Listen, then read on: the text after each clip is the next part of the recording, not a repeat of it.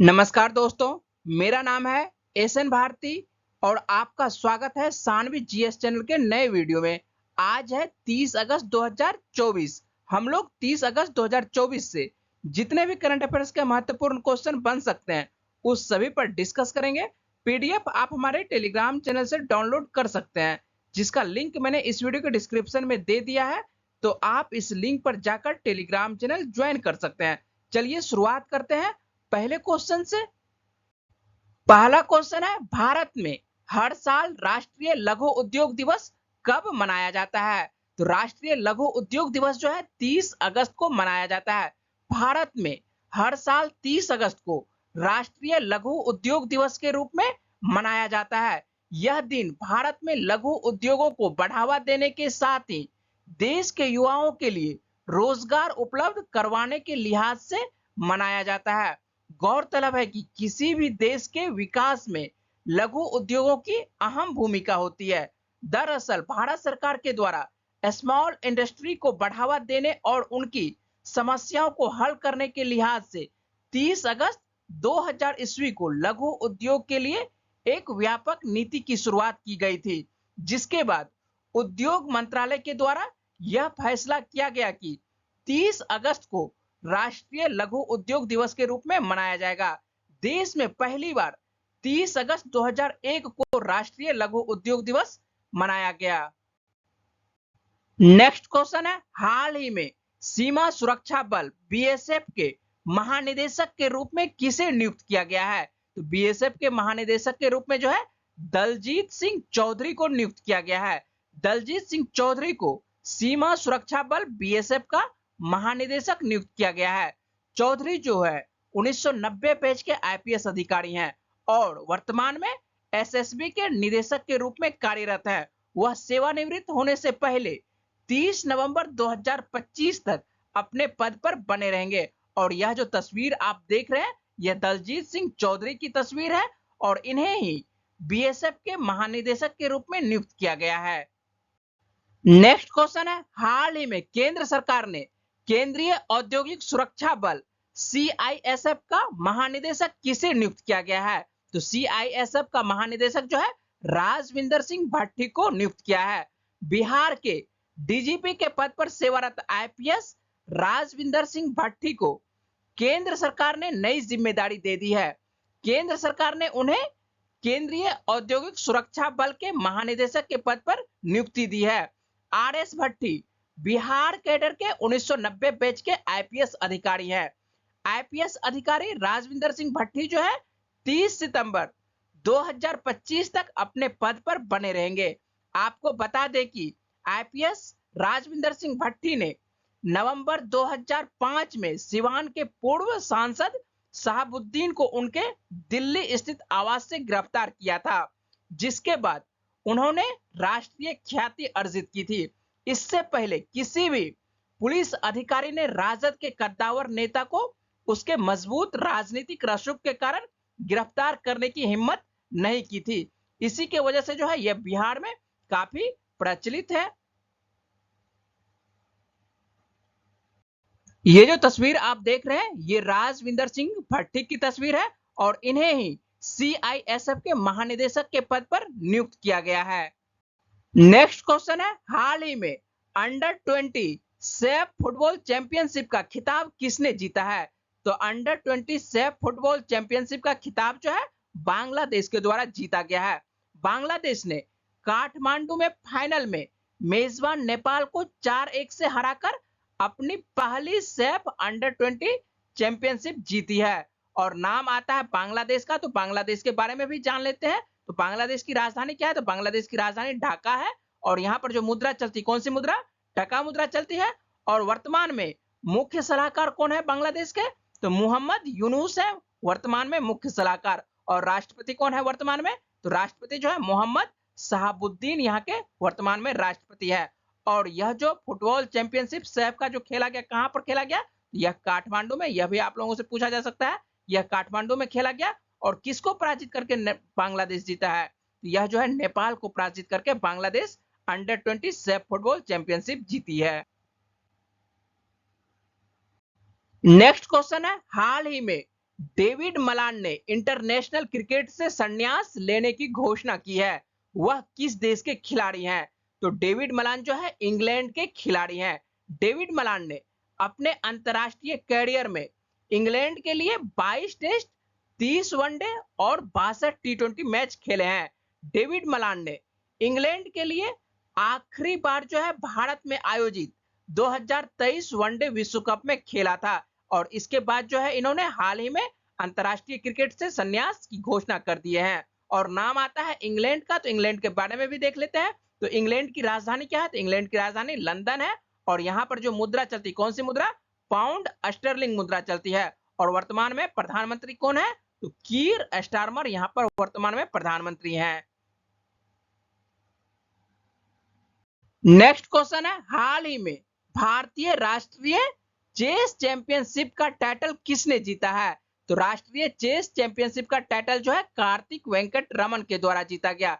हरियाणा शतरंज संघ द्वारा आयोजित इस प्रतियोगिता में कार्तिक वेंकट रमन ने 9/11 अंक प्राप्त करके भारतीय राष्ट्रीय चैंपियनशिप का 61वां संस्करण जीत लिया है।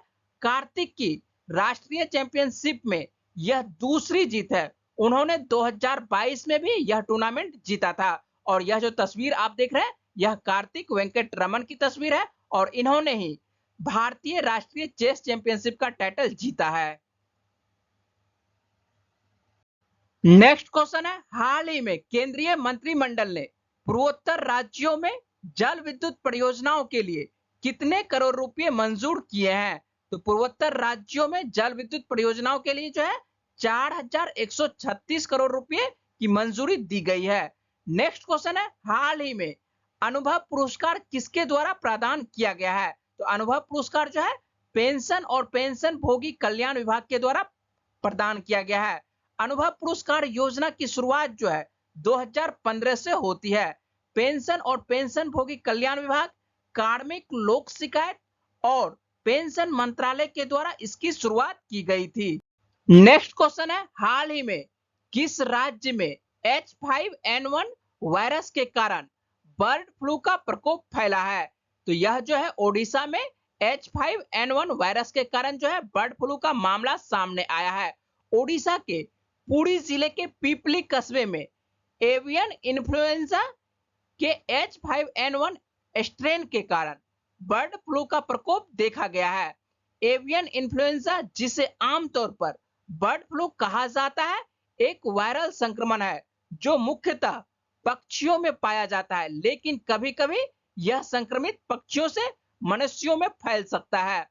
मनुष्यों में बर्ड फ्लू का पहला मामला जो है 1997 में हांगकांग में मुर्गी पालन फार्म के श्रमिकों के बीच पाया गया था। तो यह आप लोगों को याद रखना है कि बर्ड फ्लू का पहला मामला जो है कब सामने आया? तो 1997 में। कहां पर? तो यह हांगकांग में सामने आया था। ठीक है, भारत में हम लोग देख लेते हैं। तो भारत में जो है एवियन इन्फ्लुएंजा ए H5N1 का जो पहला मामला है मानव में, यह कब आया? तो यह जून 2021 में आया और यह कहां से आया? तो हरियाणा से सामने आया, जहां पर एवियन इन्फ्लुएंजा ए H5N1 संक्रमण के कारण एक 18 वर्षीय लड़के की मृत्यु हो गई थी। तो आप लोगों को यह समझ में आ गया होगा कि H5N1 किस में फैलता है। तो यह जो है एवियन इन्फ्लुएंजा, जिसे आमतौर पर बर्ड फ्लू कहा जाता है, यह एक वायरल संक्रमण है जो मुख्यतः पक्षियों में पाया जाता है, लेकिन कभी-कभी यह जो है संक्रमित पक्षियों से मनुष्यों में फैल सकता है। नेक्स्ट क्वेश्चन है, भारत किस देश से 73,000 सिग 716 असल्ट राइफलों के लिए दोबारा ऑर्डर को अंतिम रूप दे रहा है? तो भारत जो है संयुक्त राज्य अमेरिका से जो है 73,000 सिग 716 असल्ट राइफलों के लिए जो है ऑर्डर दे रहा है। भारत जो है अपने अग्रिम पंक्ति के सैनिकों को लैस करने के लिए संयुक्त राज्य अमेरिका से 73,000 सिग 716 असल्ट राइफलों के लिए एक बार फिर से ऑर्डर को अंतिम रूप दे रहा है। भारत जो है यहां से आयात करने वाला है 73,000 सिग 716 असल्ट राइफल।